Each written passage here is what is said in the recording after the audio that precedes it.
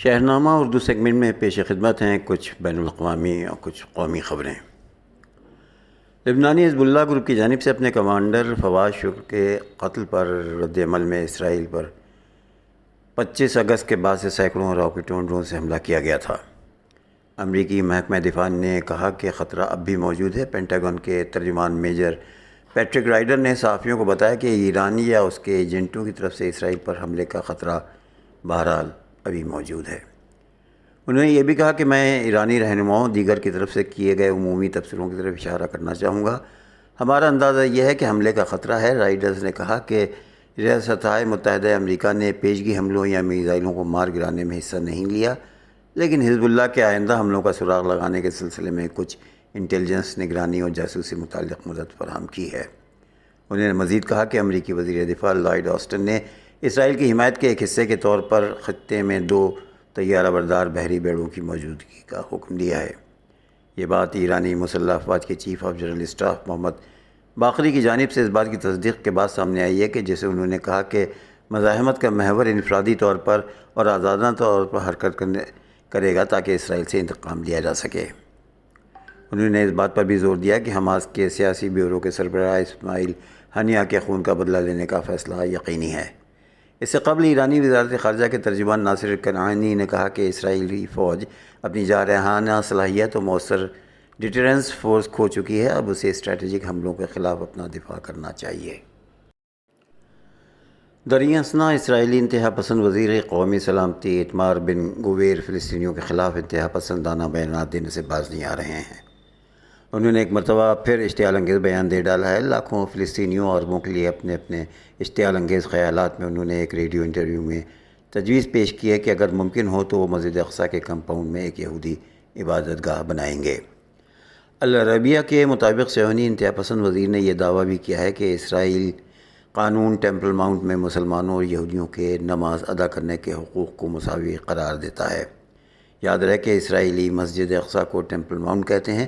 یہ بیانات انتہا پسند وزیر اور تقریباً 3000 یہودی آبادکاروں کے المسجد الاقصیٰ پر دعویٰ بولنے کے صرف 2 ہفتے بعد سامنے آیا ہے۔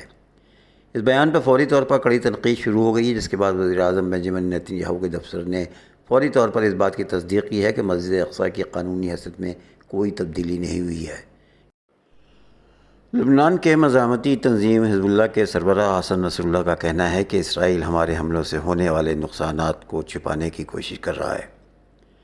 حزب اللہ کی جانب سے اپنے کمانڈر فواد شکر کی شہادت کے بدلے میں اسرائیلی فوج پر ڈرون اور راکٹ حملے اور اسرائیل کی جانب سے حزب اللہ کی تنصیبات پر بڑے پیمانے پر حملے کے دعوے پر حسن نصر اللہ نے کہا کہ اسرائیلی فوج نے ہمارے آپریشن سے 30 منٹ پہلے لبنان پر حملے شروع کر دیے تھے۔ حسن نصر اللہ نے کہا کہ اسرائیلی حملے ہمارے آپریشن پر اثر انداز ہونے میں ناکام رہے۔ حزب اللہ کے سربراہ کا کہنا تھا کہ ہم نے اپنے کمانڈر کی شہادت کے بدلے میں شہریوں کو نشانہ نہ بنانے کا فیصلہ کیا تھا۔ تل ابیب ایئرپورٹ اور اسرائیلی وزارت دفاع کو نشانہ بنانا حزب اللہ کے منصوبے میں شامل نہیں تھا۔ حسن نصر اللہ نے کہا کہ اسرائیل کے اندر 110 کلومیٹر اور تل ابیب سے 1.5 کلومیٹر کے فاصلے پر فوجی انٹیلیجنس بیس کو نشانہ بنایا۔ تمام ڈرونز کامیابی سے اسرائیلی حدود میں داخل ہوئے۔ کمانڈر فواد کے قتل کا بدلہ حزب اللہ کا اسرائیل پر 300 سے زائد راکٹوں اور ڈرون طیاروں سے حملے کا نتیجہ ہے۔ اسرائیل پر حملے کے بعد ٹیلی ویژن پر خطاب میں حسن نصر اللہ کا کہنا تھا کہ ہمارا رد عمل خطے میں بڑے پیمانے پر امریکی و اسرائیلی فوجی نقل و حرکت، جنگ بندی مذاکرات اور دیگر وجوہات کی وجہ سے تاخیر کا شکار ہوا۔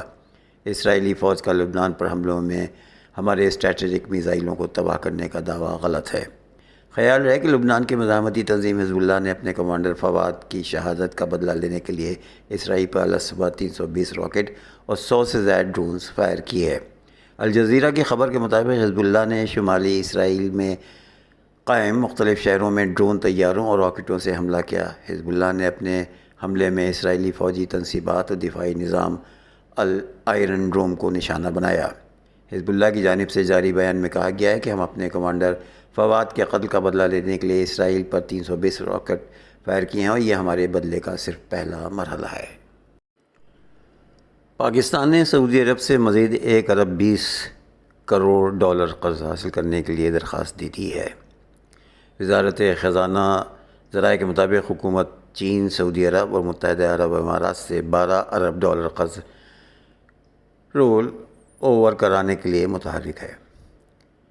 میڈیا ذرائع نے بتایا کہ پاکستان نے سعودی عرب سے مزید $1.2 ارب قرض کے حصول کی درخواست بھی دے دی ہے۔ نئے قرض کا مقصد $2 ارب کا فائننسنگ گیپ پورا کرنا ہے۔ بھارتی جنتا پارٹی کے قومی جنرل سیکرٹری ونود تاوڑے نے پارٹی کے آئین کا حوالہ دیا ہے اور کہا ہے کہ جب کوئی نئی مہم شروع کی جائے تو موجودہ اراکین کو اپنی رکنیت کی تجدید کرنا ہوگی۔